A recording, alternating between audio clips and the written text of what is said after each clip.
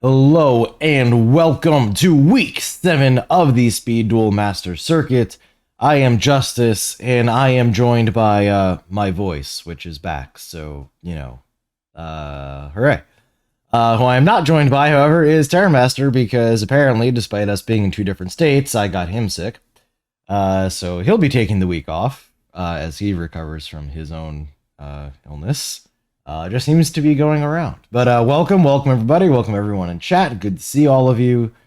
Let's just go ahead and dive right into things here. I'm not gonna say anything about that, but yeah. I don't know off the top of my head. Yes, yours are first, Jack. That is correct. First, however, let us take a look at the standings after last week's games. With Paolo taking down Tensei, we no longer have any undefeated players. Tensei, however, is still in first by virtue of his 5-1 record with a 9-3 game score. Starblast, however, moving back up into second place after taking a win there, also at 5-1, but just a slightly worse game score.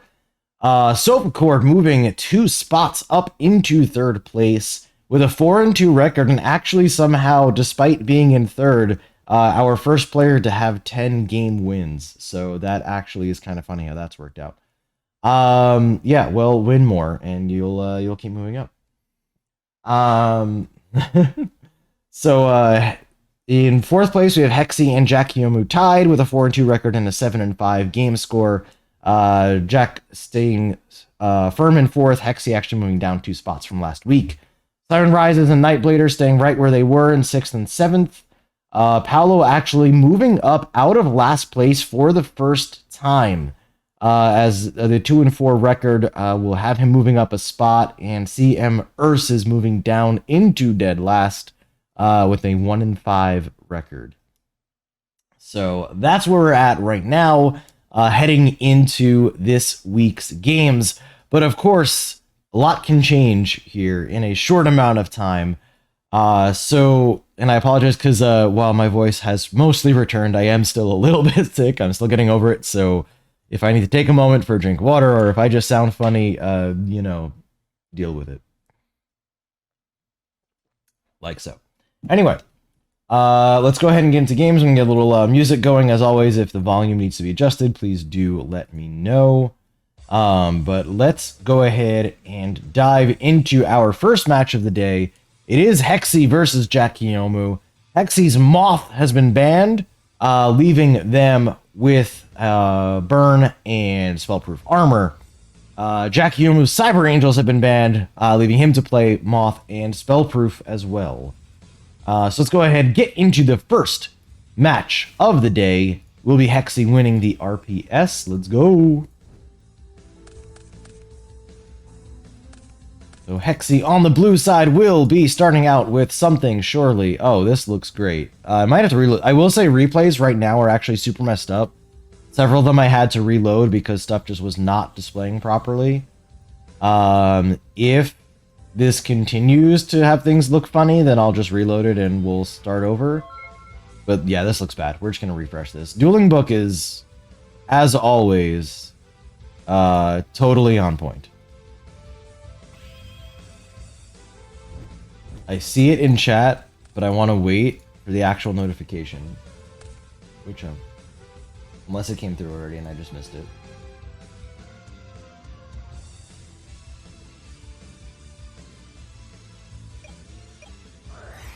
Alright, I'm just gonna say it now, and if it comes through, I'll say it again. I don't know. I'm not seeing it, but I see it on my end. So, All Elite Dan, thank you very much for the 25-month resub. Welcome back to the Halls of Justice. Thank you for adding another $2 to the prize pool, which we will update right now. And eventually, the actual notification will come through, and it's gonna be great. Probably. Who knows? Anyway, Dueling Book.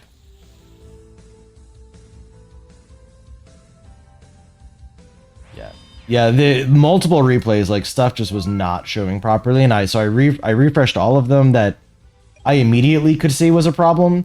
Because some of them, like, profile pictures weren't loading, or, like, even the RPS, you couldn't see it. So there might be more that we have to refresh, so we'll see how it goes. Dueling Book is a completely flawless platform with no issues whatsoever. Alrighty, so it was an L set from Hexy to start. Breaker summon from Jack. Looks like no response from Hexy immediately, so Breaker will get to use its effect. We'll pop a Nightmare Wheel, goes in for the attack. That attack is good, but it's a Whirly the Wasteland to get an Amazona Swordswoman. And a Zoma, there it is.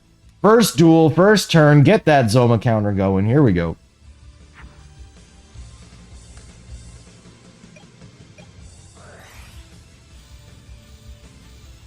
Hexy will continue to stack his deck. That is a lot of damage on the board. 200 from Zoma, 3,000 from Swordswoman. Not sure what Jack was thinking about, unless he has Parasite plus Moth from hand. That would be my guess. So my guess is end phase Parasite on Zoma or Swordswoman. This is tough, though, because Swordswoman into Moth is just game. But yep, there's Parasite. Parasite no longer has card art, according to Dueling Book. There we go. We will tribute off one of the Swordswomen to summon a Moth into defense. That prevents Zoma from crashing in. It does not prevent Swordswoman from crashing in, however. It will be a tribute set. Wow. Okay. What is that back row? It doesn't matter. Exile Force off the top of Book of Moon. We'll stop that. Jackson apparently thought for like 5 minutes there. That's funny. Alright. Looking into the future. It feels like it has to be Tribute Set Jinzo, yeah. It's 1500 defense, it deals with Zoma. Nightmare Wheel in the end phase will prevent that Jinzo from flipping up. Oh boy, Cocoon will shuffle back the card with no card art. I can have all the outs too. Summons Breaker. Hits the Nightmare Wheel, flips the Jinzo. There goes Zoma. Alright. So Breaker can swing over for only 100. Jinzo can destroy the Exile Force, and suddenly Hexy is in complete top deck mode. Yeah, the Tribute Set Jinzo was actually really smart because Swordswoman would deal no damage crashing into it. Yeah, that was actually really, really good.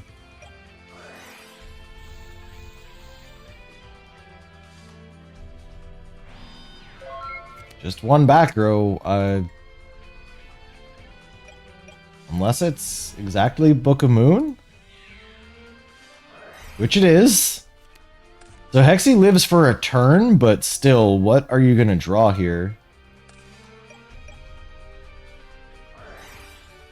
Yugioh declaring himself an idiot. Okay. So Rhoda for to search Scoop from the deck, apparently. Alright. So that is a Moth win for Yugioh. First game of the day goes over to him. And I had game if I didn't summon DD Warrior Lady.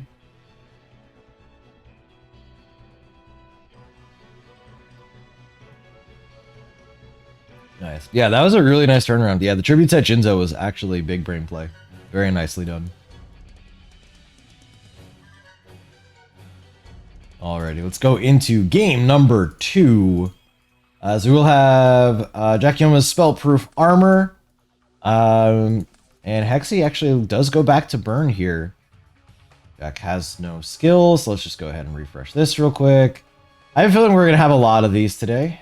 Where we have to refresh the replay because Dueling Book is what it is.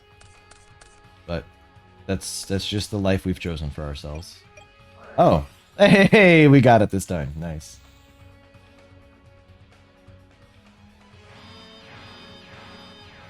Yeah, SPA Mirror is tough, but also Burn is supposed to be one of Spellproof's best matchups, so interesting that Hexy opted into that. Jack, what the heck was that? Goes to main phase, then goes back to standby phase to be in main phase? What is this?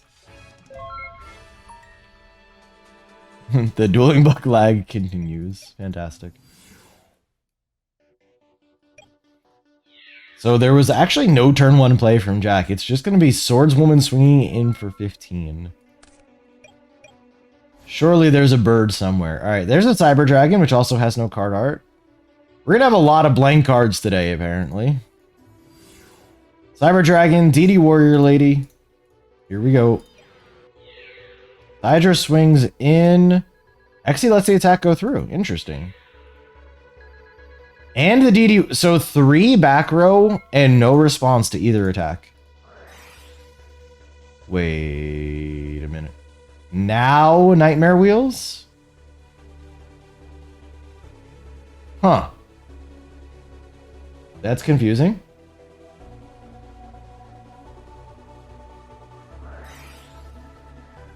Will be met with a Psychic Shockwave, however. And, yeah. Okay. That was a play.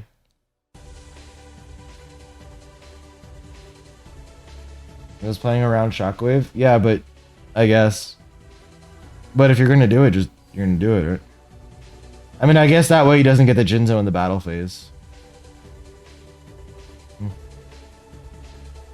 Alright, we'll be Exile Force summoned up here. No Book of Moon in the back row, so we'll get to pop the Jinzo.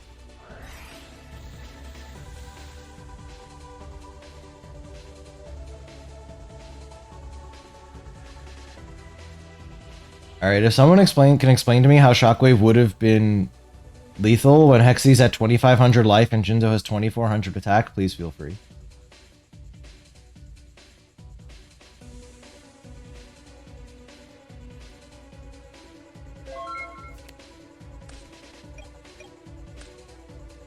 Well, there was another Jinzo. Sidra gets tributed, Jinzo goes in. And yeah, that is a quick 2-0 for Jack Kiyomu there.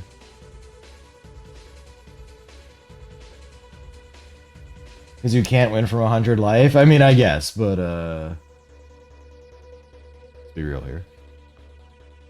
Yeah, it depends on the attack. Well, I mean, depends on the attack order, but the attack order was what it was. Sidra swung in first. That already happened. So we can't go back and retcon that.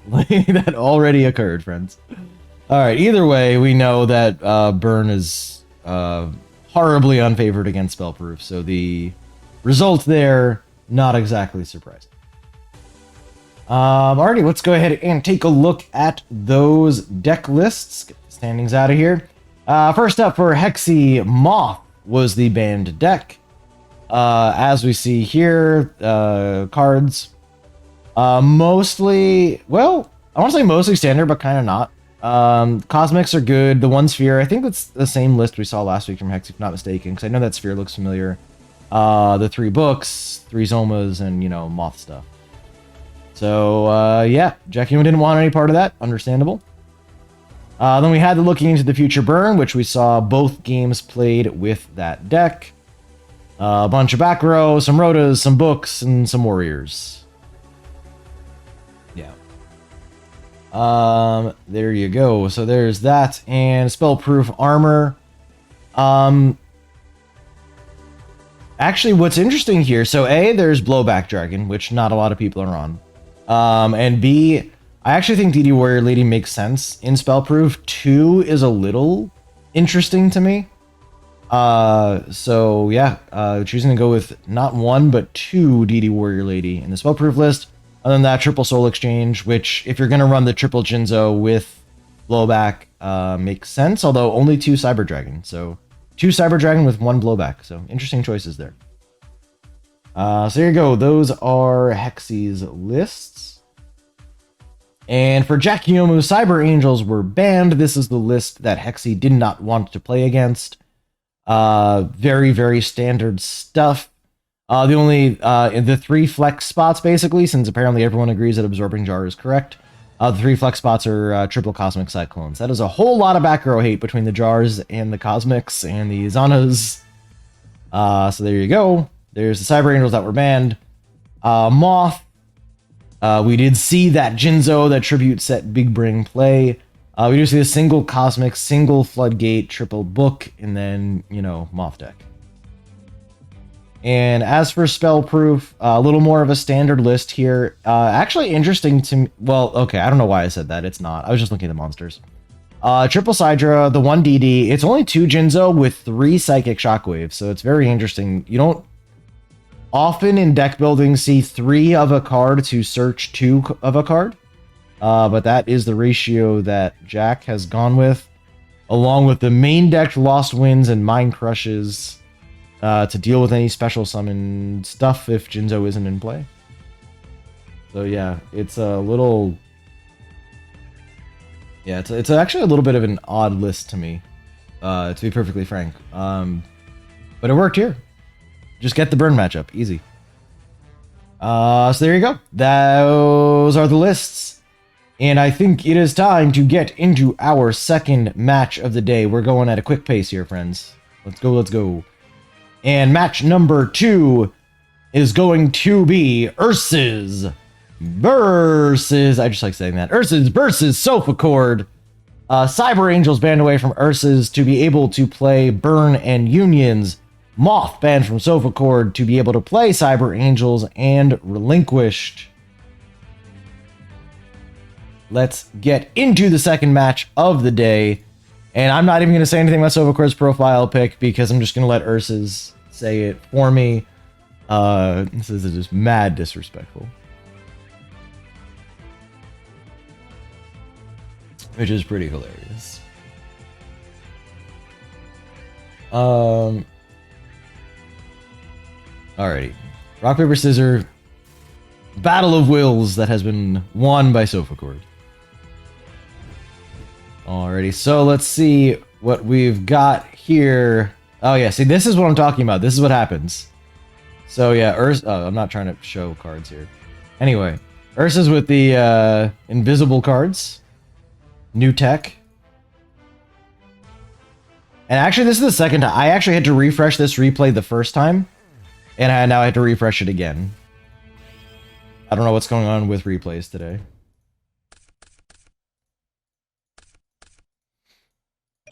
It was actually the second time I had to refresh it. Maybe the third if they're not going to show the freaking skills. Alright, whatever. We know what they are. So we have Unions versus Cyber Angels. So it's an L set from Ursa's, just 1 set card from Sofa Chord. One can guess potentially a jar, but against Unions, that could be a little tough. What the crap is going on here, Dueling Book? Alright, so it's Union combination, just trust. It's going to be Z from the field, Y from the grave. Well, okay, nothing has card art except for Foolish Burial, apparently. YZ will pitch X to pop that absorbing jar.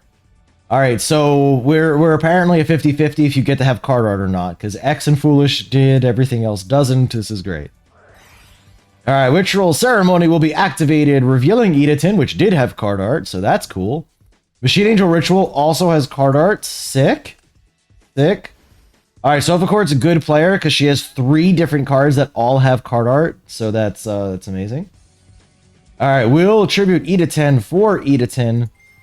And that will boost up to 2,600 to swing over the YZ. That attack is successful. But it is an end phase Union Scramble. Ursus may not have open hanger, but he's still doing pretty good. And with an X in the grave, XYZ is an option at any time that he wants it. Of course, there is a Machine Angel Ritual in the grave to protect. X-Head will be summoned. YZ? Oh, okay. I'm like, YZ, what does that do? Nothing. Alright, so XYZ will be summoned up here. Does not have card art, so it's bad. Alright, so Union Scramble will retrieve Z. That Z will be pitched. Machine Angel Ritual can protect because XYZ doesn't have card art, so its effect gets negated. That's how that works. However, it cannot stop an attack. These are the rules for blank card art cards. I hope you're all taking notes.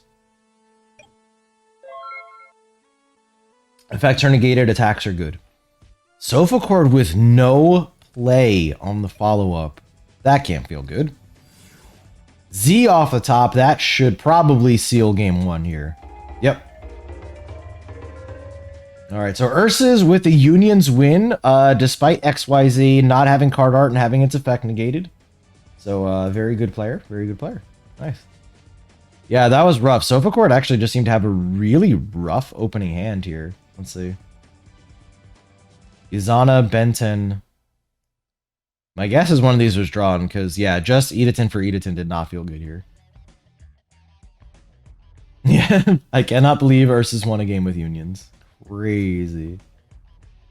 Alrighty, let's go ahead and get into game number 2. Well, we'll see if I have to refresh this replay. I probably will.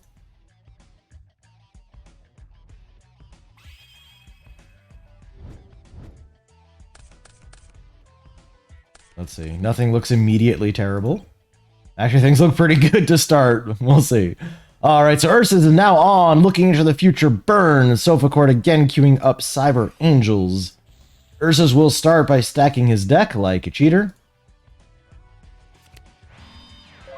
It's just a set monster, no back row.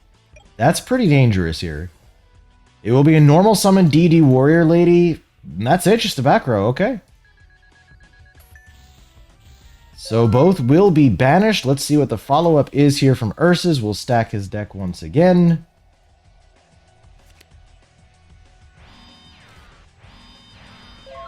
Alright, set 3 pass. What does Sofa Court have? Ritual Ceremony will reveal Edaton to search the Machine Angel Ritual. Ursus taking a break. Alright. But then it's just a set and pass, so probably Absorbing Jar. Ursus will Nightmare Wheel the presumed jar in draw phase, dealing 500 in standby. Sofa Court will not be able to flip summon that on her turn. Very nice. Not just any regular lag, but super lag. That break was actually a full 2 hours. What, is that real? That's hilarious. See, this is... If that's true, or even like remotely close to true, that's why I actually appreciate this format where we just go off of replays. And that way I don't have to sit here forever. It's great. Alright, Black Brachios. So it is an optional effect, which is neat. DD Warrior Lady going in. Interesting. Yeah, I am actually very surprised about that play. Absorbing Jar will pop both of the set back rows. So it is a Wall of D and a Cosmic. Both players get to draw 1. Brachios in for 18. So Ursa's actually just trying to get super aggressive here.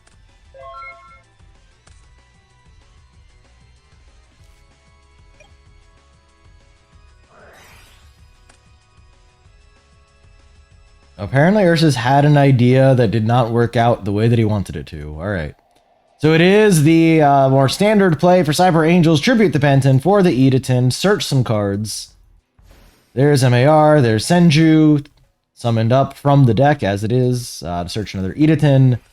Teen Angel Ritual. Edaton plus Senju for Izana. They are huge. Izana into the Brachios. Yeah, this is going to do it here. Yeah. Strange play by Ursus there, gotta say. Wheeling the jar only to immediately attack into it. Questionable. See, I forgot I can't use book after using the skill. Ah. That was still weird. Even with that, that was still weird.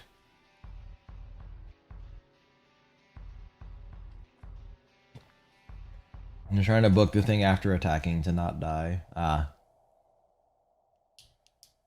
Still questionable, but makes sense if that was the thought process, I suppose. He is a silly person. Yes, agreed. Alright, so let's go to game 3. It will be a future burn for Ursus versus Sofa Court's Relinquished. Let's see how this replay looks. Do we have to refresh? Will it just work? Who knows? We're about to find out. Well, 1 out of 2 skills got to have their back to him. That's cool. Alright, Sovacord will be going first, setting a card and passing. Let's see what Ursus has here. We'll look into the future. DD Warrior Lady with 2 back row. DD goes in. Will be banished by herself. Pre-prep up.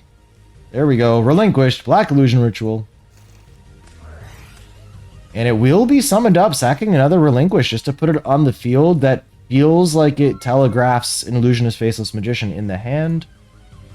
Because that Relinquish by itself does nothing. So either Illusionist Faceless or Sphere Kuriboh in hand. Or potentially both. But there's definitely at least one or the other. Otherwise, that play would be pointless. Alright, let's find out which of the two it is. It is a Sphere Kuriboh. I am a genius. So Relinquished will attempt to take that Swordswoman and will be successful in that endeavor. Will not try to get aggressive, will simply sit there. Zoma will be summoned up in the end phase. Somehow, I think our Zoma counter's only at 2.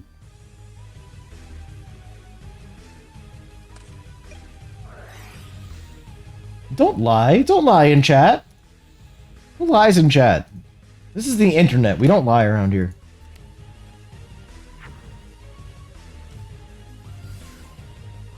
DD Warrior Lady summoned up will be met by Floodgate. Alright, Book of Moon. Not bad, not bad. Oh, except he couldn't because he used the skill. The Fool. Twice now.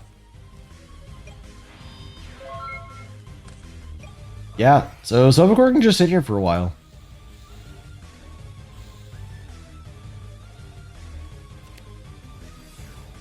Black Brachios will target the lady. Will be met by Floodgate. It's interesting because DD still can't switch battle positions. So didn't really do much there. Ah, never mind. That's right. It makes the Book of Moon live. Pretending I don't know what that Book of Moon is since, you know, he couldn't have activated it the first time.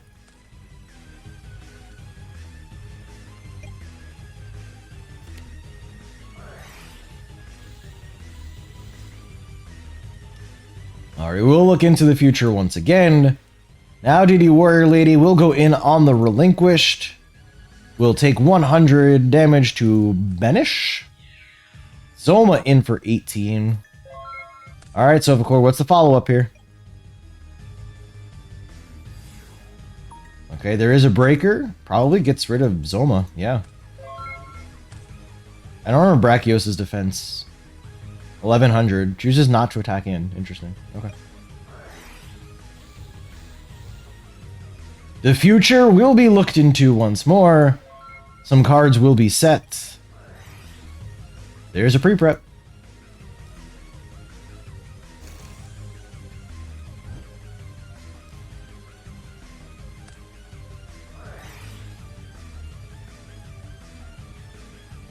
Literally suggesting getting a scramble. Oh, that's great. Alright, Black Illusion will banish Sphere from the grave. Summon the Relinquished. Relinquished effect will take the non-Brachios monster, which is a set Swordswoman. Interesting. Okay. Nightmare Wheel on the Relinquished in draw phase. The burn damage is coming through now. We will look at the future once more. What you got, Ursus? Black Brachios. For no effects. We'll probably just try to swing into Breaker here. Yeah. Which actually, funny enough, is relevant damage because it drops Sovacord from 17 to 15. Which means that if nothing changes, 3 pings of Nightmare Wheel actually is lethal instead of needing 4. So if nothing else were to happen, that would matter. However, Book of Moon, good card.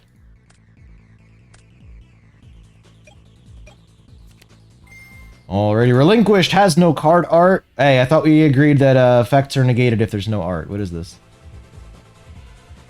Cheating? Sovacord clearly cheating.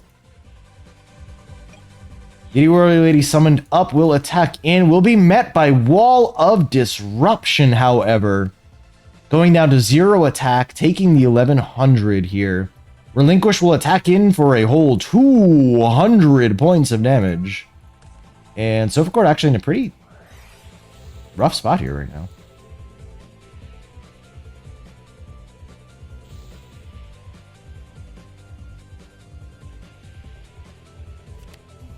Alright, Ursa summons Deity, will attempt to go for a game here. Is there a sphere in hand? There is a relinquished in hand, that's not quite the same thing. Alrighty, Ursa's will go ahead and take that game 3 victory with Future Burn. Very nicely done here. Sofa Court drawing the deck. Alright, real quick. There's this after 5 weeks, he finally gets a win. Very nice. Oh, there's the Jinzo. Alright, right on time.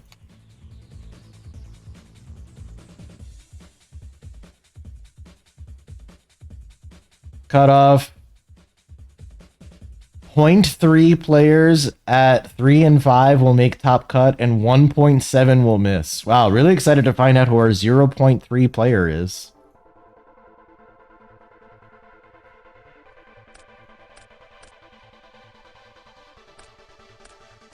I need to play more Burn, literally only play it for this, yeah. Top cut calculator will not be very accurate for round robin, yeah.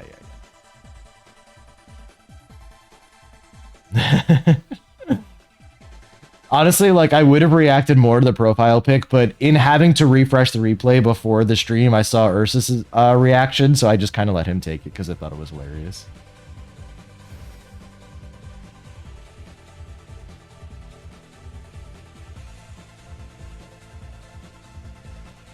And end up changing Burn to Cyberdarks at this rate? Yo, you absolutely should. I fully support this plan. Alrighty, let's go ahead and take a look at the deck lists here for this match. First up, for Ursa's, Cyber Angels were banned. Sofa Core just not wanting to deal with that Gale Lizard, clearly. Realizing that this is the tech. I don't know if it's actually good or not, but Gale Lizard.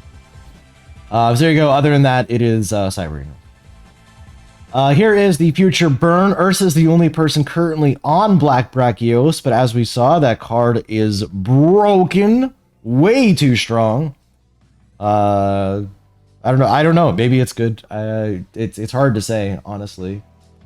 Yeah, but other than that, looking normal Burn list. I will note that Ursa's took out Spike Shield with Chain. Instead, on the Brachiosaurus, on triple wall of D. Other than that, looking pretty normal.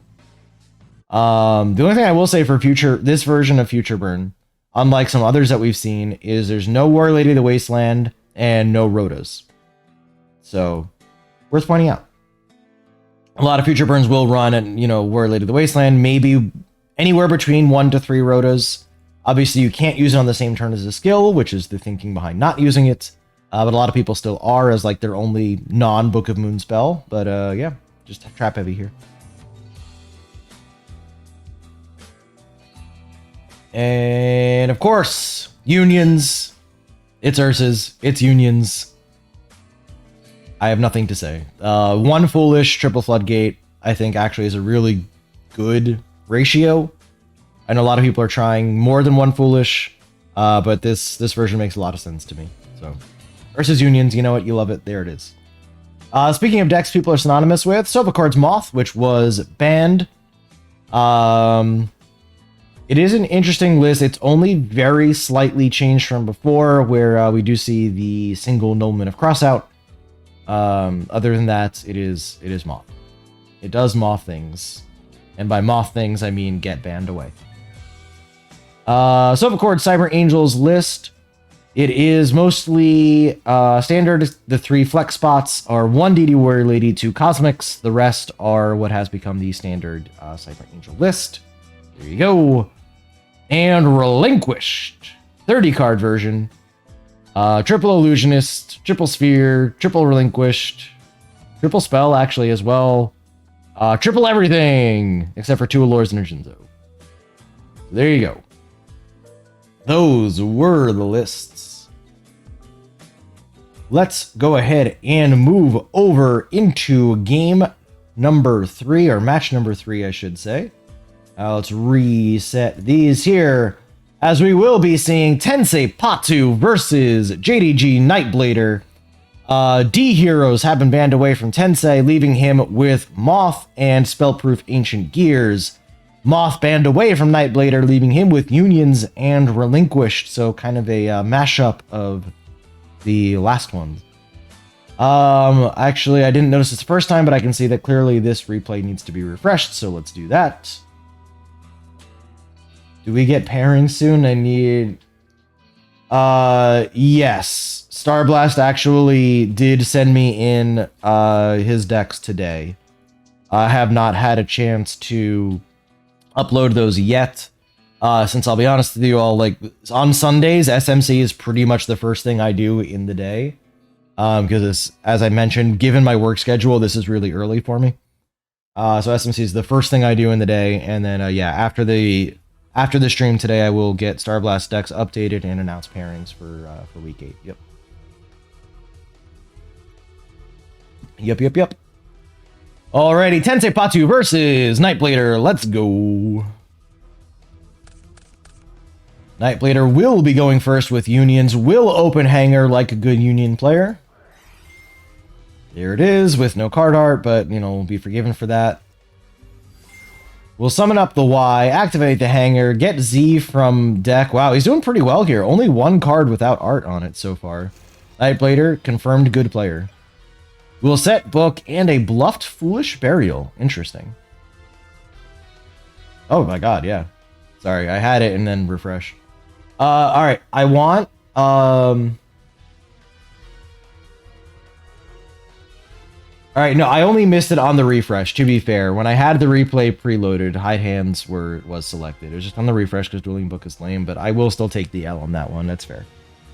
I want Union players' opinion here. So for me, and I guess Ursa specifically, but like, do you ever like play the Foolish and just thin the X from the deck and get it to the grave for setup later? Or do you like the bluff here? Because like for me, I don't play Unions much. My instinct is like opening Hanger, get YZ. I have the Foolish. I want to just thin the X from the deck and like have it set up for later. And just get better draws. But I want to hear other people's opinions on this. But to me, I would just activate the Foolish for X. And again, I don't play Unions very much at all, so I definitely want other people's opinions there. Alrighty, Spellproof Armor will be activated, so Tensei already doing better than he did last week, actually activating Spellproof before summoning anything, so nicely done there.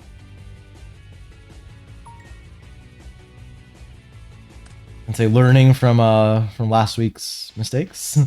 Will be immediately summoned from Jinzo. What the heck is this? What is going on over here? Dueling Book, please. Anyway. If you're misplays, no way. Look, this is Yu-Gi-Oh, sir. We don't do that over here. Ursa says it would usually send for X, but sometimes they use Lady to banish Y, so might want to save it. Okay, that's fair.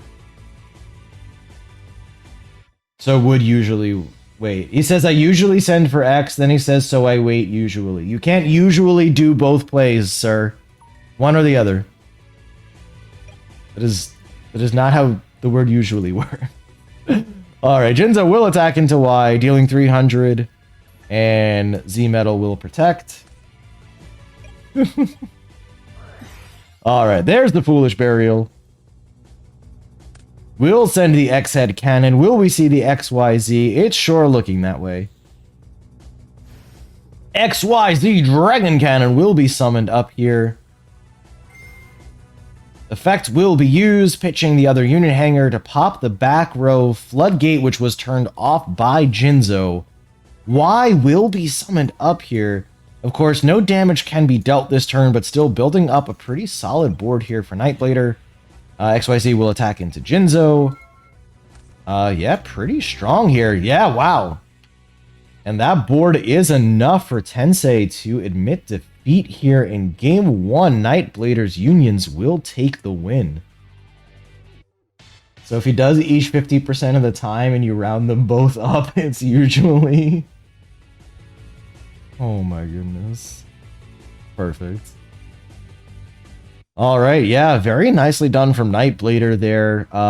Good Union player, opened up hanger, foolish, everything. It's good. Yeah, that Jinzo actually came back to bite Tensei, as he could not floodgate the XYZ summon. All right, let's go into game 2, where as you can see, with the replay already loaded, I already clicked hide hands. You see that? Yeah. SPA when they see a monster with more than 2400 attack. True. Alrighty, so we'll be heading into game number 2 here. Nightblader will be on Relinquish. Let's see what deck Tensei has chosen. We'll be going back to Spellproof to combat the Relinquished. Alrighty. Pre-prep is the open from Nightblader.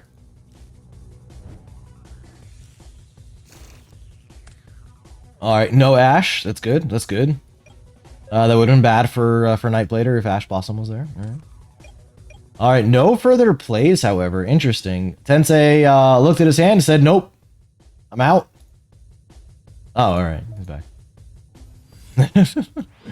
Alright, will be the DD Warrior Lady summon. Does not flip Spellproof yet, which actually makes sense. Sphere Karibo will stop that attack. That also gives Nightblader the fodder for the Black Illusion Ritual. But not before summoning a Breaker to get rid of one of those back row cards. Will pop a Wall Disruption. There's Black Illusion Ritual. Banish a Sphere Karibo. Oh my god. I'm not reading that out loud. Okay.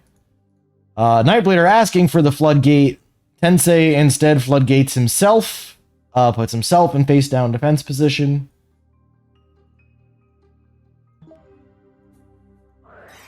Alright, there is the Floodgate on the Relinquished. Nightblader thinking, I assume that means there's a Book of Moon in hand. There you go. We'll flip that Relinquished down. Breaker attacks into the defense position Warrior Lady. Tensei says, alright, that's cool. I agree with the play, though. You always have to find out if your opponent would like to, you know, do cool things like that. Gear Town will be activated, triggering the, no image found symbol all the way over here next to the deck. Very nice. Now Spellproof will be activated. Ancient Gear Beast will be summoned. DD Warrior Lady going in. I have to believe this is a Sphere Karibo in hand. Yeah. That was the only way that Book of Moon play made sense, was if that was in fact Sphere Karibo. So Ancient Gear Beast will go ahead and attack into the Relinquished, sending it to the grave. Yeah, I guess Nightblader was mostly just hoping there wasn't more of a follow-up. Shadow Reborn, pay 2,000 life points. Drop your pen on the floor. That's part of the effect, by the way. Get that Relinquished back. We'll go ahead and take the DD Warrior Lady, since that was the bigger threat here. Alrighty, let's see what Tensei has to deal with this. Another Ancient Gear Beast. Actually goes in on Breaker. Interesting. Double Cyclone in the battle phase for Gear Town and the DD Warrior Lady. Wow, that's actually enough to get Nightblader to scoop it. Okay. Nicely done there from Tensei. So that will be a win for Ancient Gears. Yeah, well, I've had to refresh replays 100 times. You can try refreshing the stream, probably, Jack. Yeah, that was a weird one. That was a super weird one. See, when I play SPA, I kind of just ignore this skill. Yeah. I mean, to be fair, though, like, with Ancient Gears, like, given that you're still... I mean, you obviously aren't using Spellproof to summon Ancient Gear without Tribute, the Beast. That's what Gear Town does. You're like, yeah, it's fine. Alright, so we will be going to game number 3. It will be Tensei Patsu's Moth versus Nightblader's Relinquished. Let's see how this one goes. Nightblader has choice of going first or second. We'll choose second, of course. Nothing looks particularly broken in this replay, which is lovely. Tensei with a single back row and a pass back over. We do know Nightblader runs Breaker. Let's see if he has one in the opening. Nope. Will just be a couple back rows and a pass back. Tensei, however, does have Breaker. Let's see what it hits. It will pop a Zoma. Always feels good. This Week 7 is going to set a record for fewest Zomas activated in the history of the SMC. Alrighty, Sphere Karibo will turn that breaker to defense.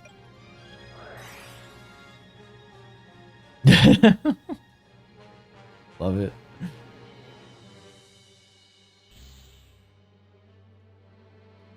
Alrighty, Sphere Karibo will be banished for the Black Illusion Ritual, which the Relinquished, as Nightblader kind of predicted, will be met by a Floodgate Trap Hole. Dust Tornado in the end for the fresh set, which was a Dust Tornado itself. Breaker's just going to go in and attack. We know there's no Illusionist. Zoma in the end phase. We're only at 3 on the Zoma counter here in game 3 of the 3rd match. Crazy. Zoma will attack into Breaker, dealing a massive 200 points of damage. Will we see a Parasite here? Of course we will. Was there ever any doubt? There we go, get to summon Moth, and unlike some other skills, Cocoon does not prevent you from dealing damage for some reason.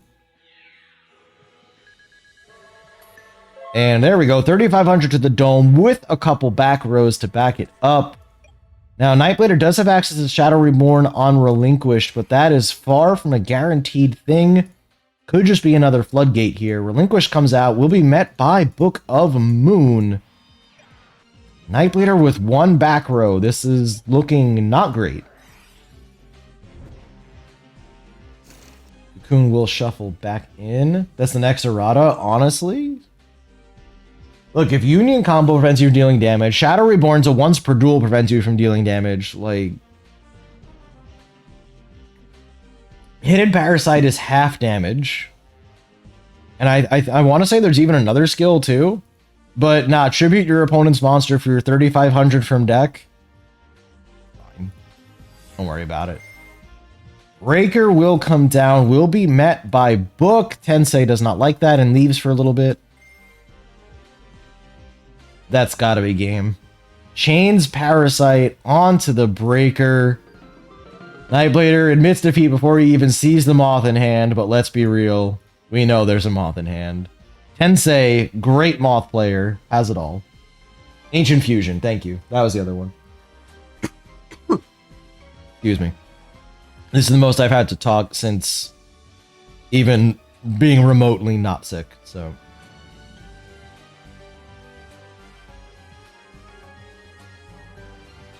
Ancient Fusion is half and no damage. Yeah, there you go. So Ancient Gear Fusion, no damage, and then half damage. Tribute your opponent's monster for your 3,500 from deck. Totally fine. Totally fine. No issues here. Yeah, questionable decisions by the Speed Duel team. Anyway, very well played from Tensei. As you all know, skilled Moth players will have Parasite with a Moth in deck, and also Parasite with Moth in hand. If you cannot do that, you are a bad Moth player.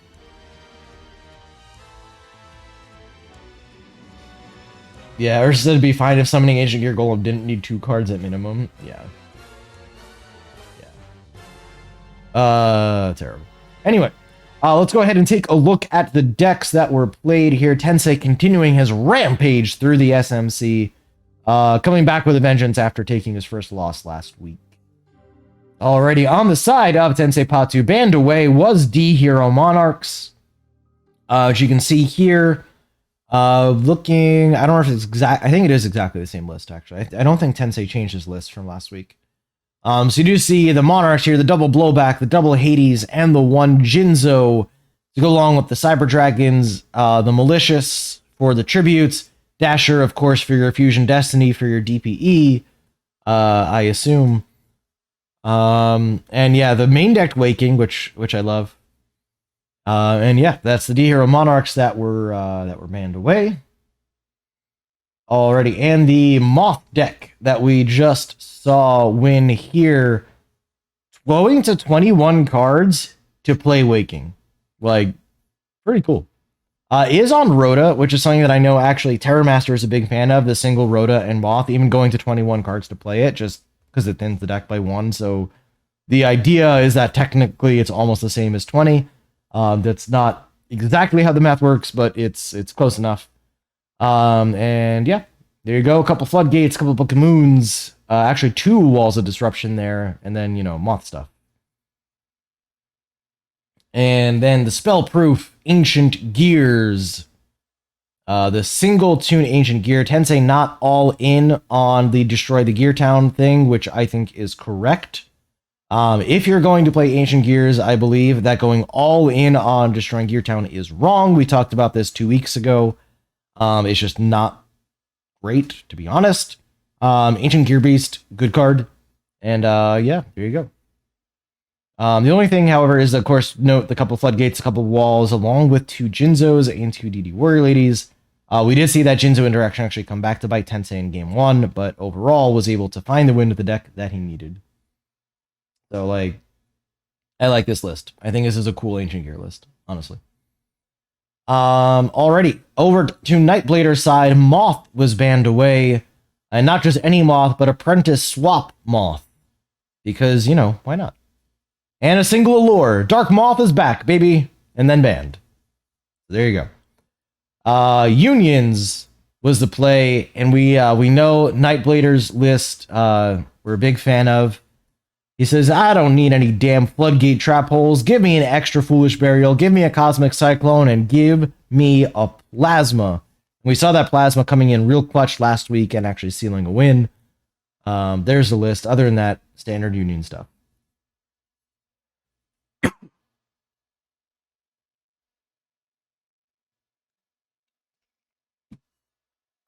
Alrighty. And then last but not least, it is the 22 card Relinquished deck. Yeah, playing triple pre-prep with double Relinquished, double Black Illusion, double Illusionist Faceless, and the rest pretty standard stuff with the single Dust Tornado and Zomas, because, we're playing speed duels, so you have to play Zoma. Alright. So that is that. As I said, I'm kind of ripping through today's broadcast, because while I'm not super sick anymore, I'm not 100% over it, and talking this much hurts. So, let's go ahead and get into our final match of the day. Nope, that stays. And it will be Starblast 100 versus Siren Rises to conclude things here in week number 7. Starblast has had D Heroes banned away. We'll be playing Moth and Cyber Angels. Siren Rises actually had Relinquished banned. So we'll be playing Burn and Moth. That's right. Starblast was more afraid of Relinquished than Moth. We'll see how that decision plays out. And we'll see if I have to refresh this replay. Yes, I do. Alright. Good stuff. Yeah, I don't know what it is today specifically.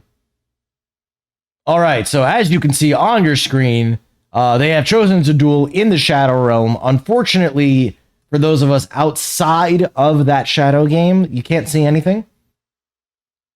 So for us, it's just a pitch black screen, but for the duelists, they're going hard right now. I don't know if the power of friendship's gonna be enough to get me through this.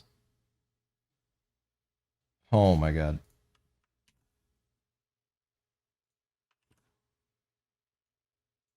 Let's try closing some. I don't know. I don't know what to do with this. Oh, dueling book, why do you make my life so difficult? Time for the DB showdown. I actually wonder how well dueling book is working right now, if this is what I'm getting just trying to watch a replay.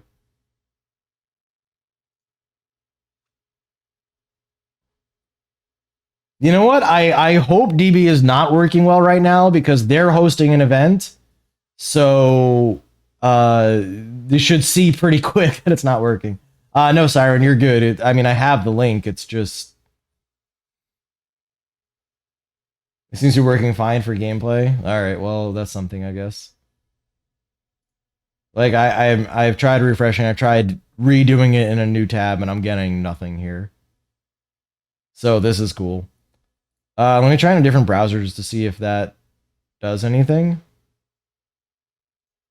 I suppose.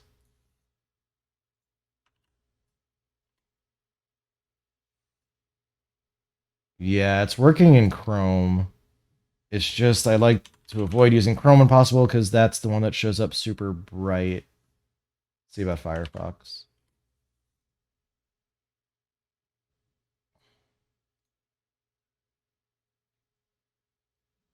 All right, it's working in Firefox. I don't know how Firefox is gonna look.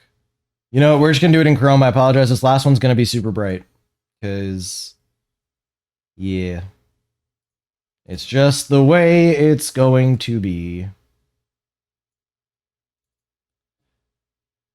Probably. All right, let's see.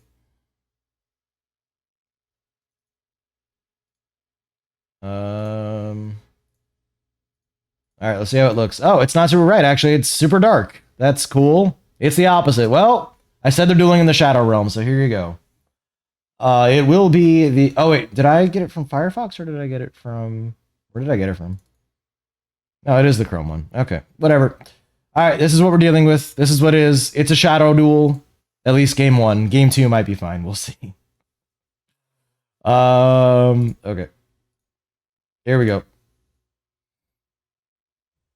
Oh, this is for YouTube to find out. Yeah. No, it's fine. Everything's fine. Watch the VOD on YouTube.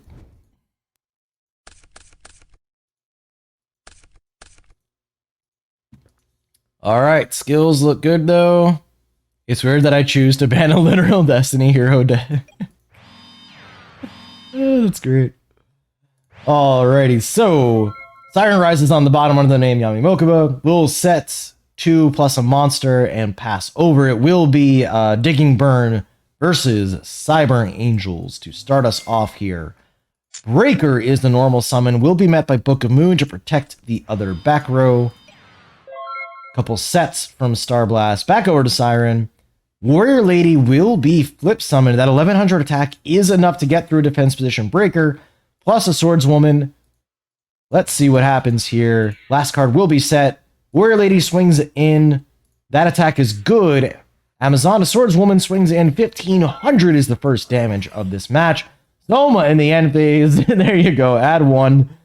I bet when you said this, you would not have guessed that in the last match of the day, our Zoma counter would only be at 4 right now, huh?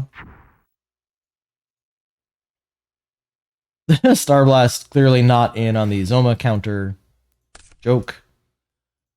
Actually up to 5. Wow, look at that. Double Zoma in the end phase. Zoma number 1 swings in, dealing 300 to Star Blast. Zoma number 2 will sit there and look pretty. Alright, does attack. There we go. Zoma not a problem card confirmed. Yeah, we've only seen 5 today. It's totally fine. Alright, Warrior Lady of the Wasteland will go ahead and summon another one of itself from the deck. Which I assume is a legal play. Alrighty, we'll pass over. Siren will go digging for gold, banishing 1, 2, 3 from the grave to draw a card. Upstart Goblin without your opponent gaining life. Amazing. Alright, we'll set everything here. It's just Zoma's... I said Cyber Angel deck, I meant Zoma deck. Zoma number 1 swings into Warrior Lady. She will search Exiled Force, which is interesting, because the other Zoma hasn't attacked yet, so there must be protection for that Exiled Force face down. Dust Tornado onto the Zoma. Oh, that's a problem with Zoma.deck. Vulnerable to both monsters and spells and traps. Alrighty, Exiled Force will take care of the other Zoma. DD Warrior Lady will be flip summoned. Back row gets filled back up. DD attacks in. Will that attack go through? Yes. So Star Blast down to 700 life here. Zoma in the end phase. I told you this is a Zoma deck. Doesn't matter that it's 30 cards. All 3 will be present here. We are up to 6 on the Zoma counter. When you have a Zoma deck, you have a Zoma deck. What can I say? Senju will be summoned up for the deck's secondary win condition of Cyber Angels. Zoma, of course, being the primary focus of the deck. 30 summon in top 7. You know it. All right, Ritual Ceremony will reveal that Benton to search Machine Angel Ritual from the deck. And it will be played here, so let's see what the actual full line is here. Benton for E to 10. 30 cards be damned, we got it. So both effects will be activated here. Let's see what we search for. Benton searches Senju. Interesting. And Machine Angel Ritual will be added back from the grave to the hand for Edaten's effect. Zoma to attack position. Here we go. Zoma attacks DD. Alright. Siren's good with the attack. Takes 300. Banishes to avoid the Zoma burn at any point in time. Senju will attack. Will meet a Zoma of his own. Alright, we're at 4 Zomas this game. We've gone from 3 Zomas to 7 just in this game. Star Blast, of course, cannot attack at only 700 life. Zoma spins to attack position, attempts to beat over Edaten, but will be booked. Oh, okay, Edaten will be booked. Smart. 2,000 defense. So yeah, Siren took a little too much damage there. Does take 200 points of damage. Let's see what the follow-up is here from Star Blast. We know there is another Senju in hand. There it is. I imagine searching Izana at this point, no? Yep, there we go. Alrighty, Machine Angel Ritual will come down here. What are we tributing?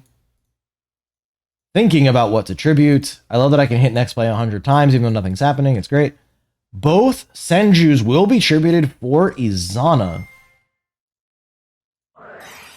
Floodgate Trap Hole is the answer. Flips Izana down will be the card that is sent for Izana's effect.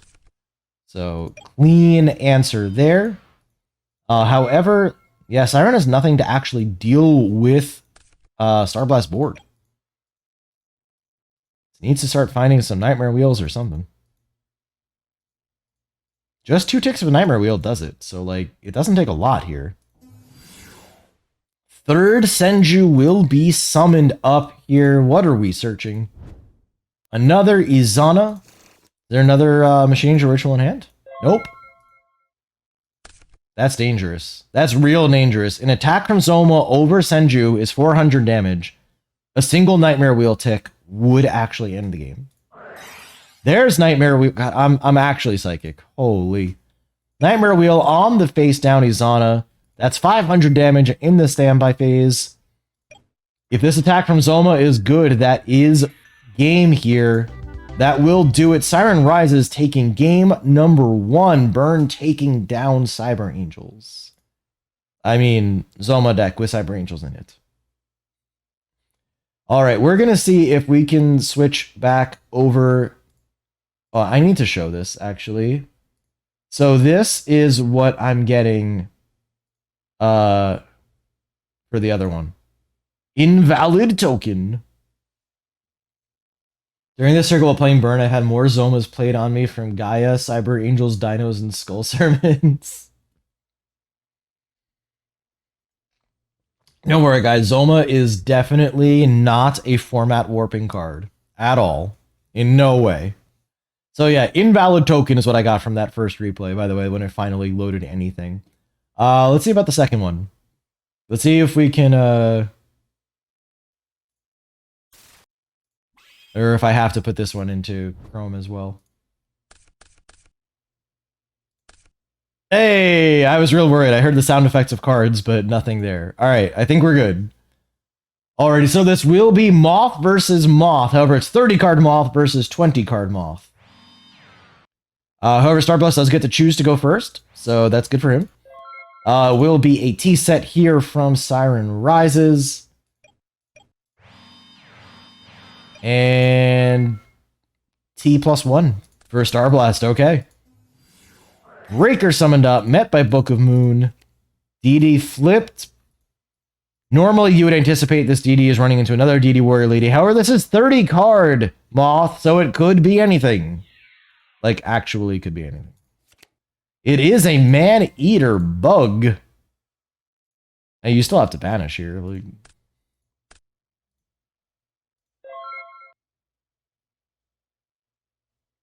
I don't remember my damage step rules well enough to tell you which order those things go in.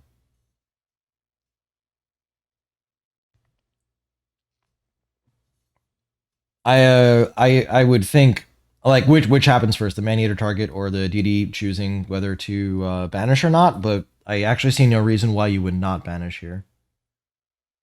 Otherwise, it's just a free draw. So yeah, I actually don't know why you wouldn't banish. Given that we do not have Monster Reborn, Premature Burial Call of the Haunted, or anything else to revive from grave, sure seems like banish is the play. Bug would be Chainlink too. What I'm saying is that you have to decide to banish.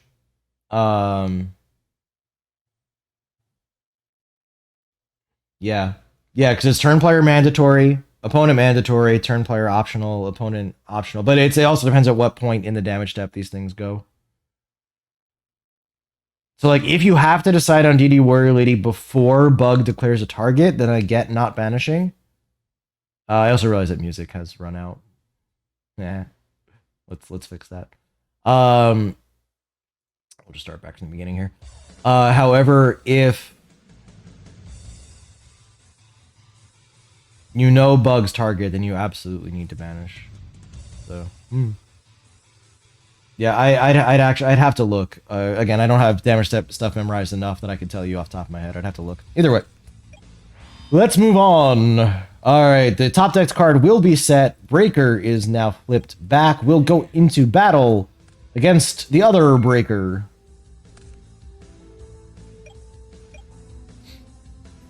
If they happen at the same time, then yeah, Bug would be first since it's mandatory. But yeah, that's the question. All right, Breaker number 2 is summoned. We have moved from Zoma deck to Breaker deck. This effect will be used to pop the Zoma. And actually, we'll go ahead and crash here. Does either player have Parasite plus Moth in hand?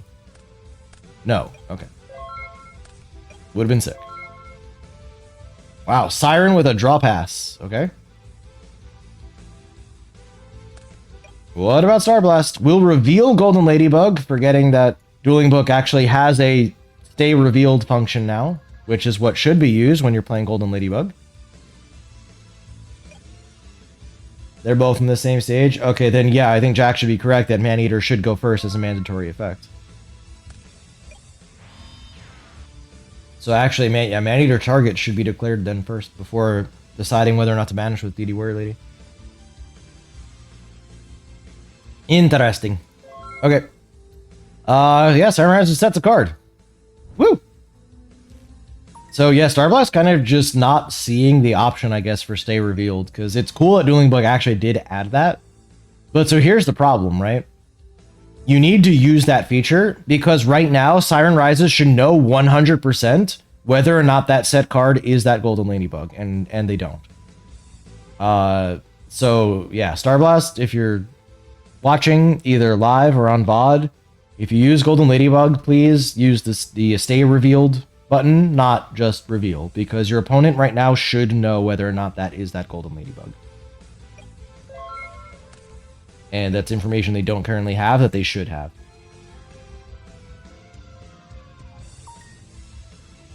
So like it's not intentional, but it's like a soft cheat, kind of. Alright, we'll actually go ahead and Parasite his own DD Warrior Lady here.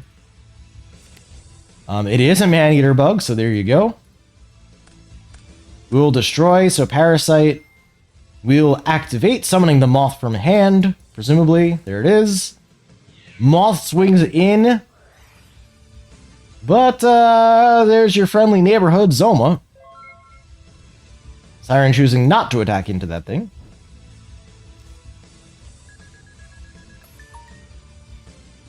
Golden Ladybug gains 500 life. Alright, set one pass. End phase Parasite onto the Zoma.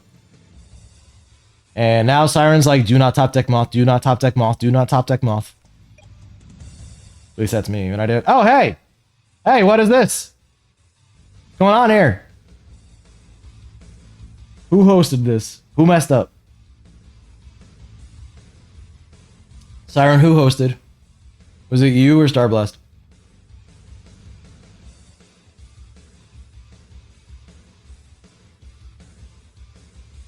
Yeah, no watcher's password. That's why I need to know who hosted. I need to know who to yell at. Siren suddenly very silent. Looks suspicious. Looks like the silence of shame. Oh wow, that's a really bad parasite that banishes your own moth from the field. Alright, we'll tribute Zoma for moth number 2. But that one will be floodgated. We will set 1. First moth does get in 3,500 damage. We'll see what the response is here from Starblast. Have you drawn a parasite? Apparently not. Cocoon will shuffle a Maneater bug to draw. I don't know why that didn't happen sooner, but yep. Is a T-set Zoma in the end phase. Zoma counters at 8, friends. I think. Sounds right.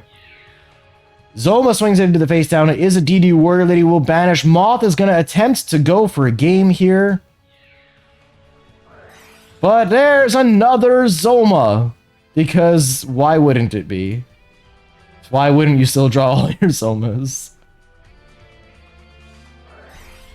That will be floodgated, however, and Siren Rises will take the 2-0 win over Starblast. Well played there.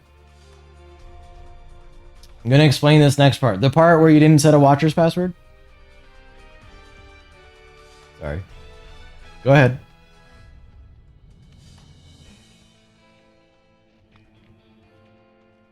Alright, so that is a 2-0 for Siren Rises. Today was not the day for 30-card decks, it seems. I'm going to go ahead and show the deck list while you get into your explanation, Siren. Alrighty, let's go ahead and start off here with Starblast deck, D Heroes, which Siren Rises was laughing at himself for having to ban. It changed a little bit, I think. I think a couple edits were made, but it's mostly the same as it's been. I was afraid of bug, but it was a 2 out of 7 chance of bug. Yeah.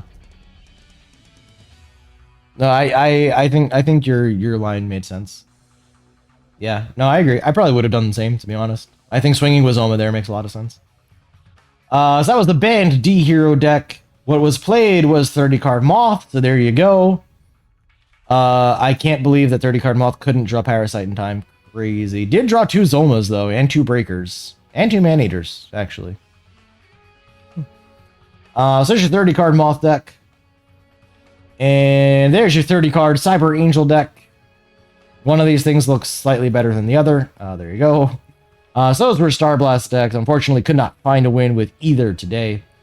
Siren Rises had relinquished Mandaway. There you go. We do see the Jinzo, which I actually think is really good. Makes a lot of sense. 30-card version with double allure. So there's your relinquished. That was banned. 20-card Moth. Slightly more consistent than 30-card Moth, it seems. Math checks out. Pretty standard, using the flex spots for triple Floodgate and triple Book.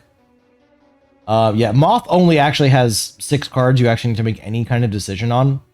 And I think Book probably needs to be there, so it's probably really only 3 spots to make any decisions on.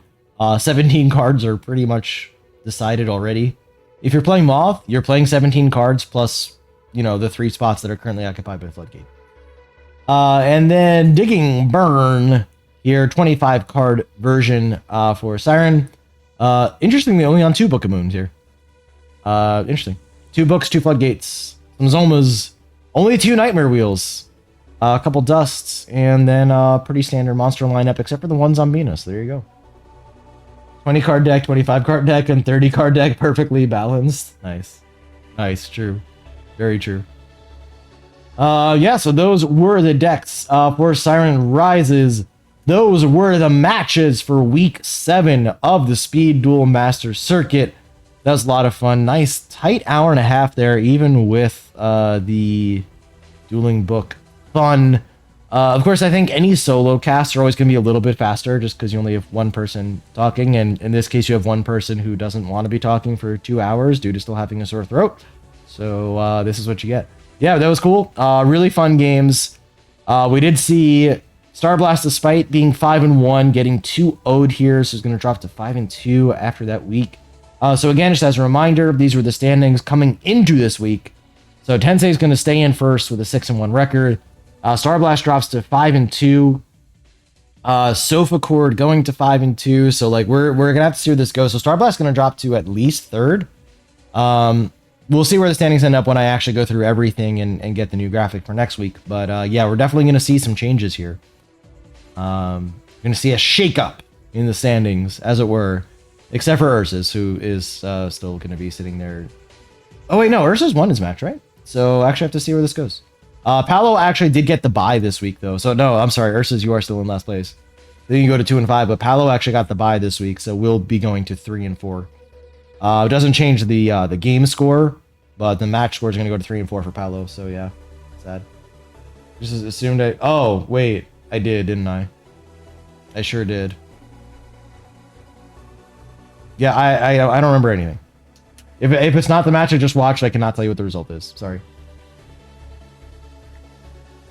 I am actually super excited for Tensei's matches for next week. I'm not going to lie, based on the decks. I will say there is one deck that Tensei's opponent, and you'll know who you are soon, like shortly after the stream. There is one deck that if you ban it, I'm just giving you a match loss. I'm not even going to watch replays. Because I need to see it. And Tensei knows which one, because I already told him that he's legally obligated to make a particular play. So if someone stands in the way of that by banning the deck, there's going to be consequences. That's all I'm saying. We'll see what happens. It should be a lot of fun. Yeah, so just as a reminder, so this was week 7. There's only 2 weeks left to play in the regular season before we go to playoffs. Playoffs are top 6. So it's only the bottom 3 that will not make playoffs. So right now in danger, of course, are Nightblader, Paolo, and Ursus. So those 3 currently in danger of missing playoffs. Everyone who does make playoffs is guaranteed entry into Season 2, whereas the 3 that do not make playoffs will have to fight their way back through the qualifying tournament for Season 2 if they want a shot at it. However, there is still time to make moves. If you win Week 8 and you win Week 9, you never know. Never know what can happen. Almost anything can still happen. Tensei, of course, should be guaranteed topping at this point. After that, I don't want to say anything is guaranteed because I honestly don't know how things will shake out. So that will do it here for Week 7. Fun games. Thank you to all our players. Thank you to everybody in chat, all our viewers who may just be lurking. If you're watching this on YouTube, do not forget to like the video, subscribe to the channel, share with people, all that, good stuff that makes the YouTube algorithm happy. That'll do it for us here. As a reminder, we are live every Sunday at 2:00 p.m. Eastern Time, currently Eastern Daylight Time. If you want to catch the stream live, that is when you can do it. And of course, as always, you can add to the prize pool, as we saw All Elite Dan doing earlier. Any tier 1 sub will add $2. Any tier 1 or any tier 2 sub rather will add $4. Any tier 3 sub will add $10, and 80% of any donation will get added as well. All of those are while this stream is live. So if you do want to help our players and give them more to fight for, make sure to tune in live to the stream so you can support. And yes, that does include your free subscription included with Twitch Prime. So that will do it for us here. So until next time, as always, my friends, be good to yourselves, be good to each other. Good luck in all of your games, and we will see you next week.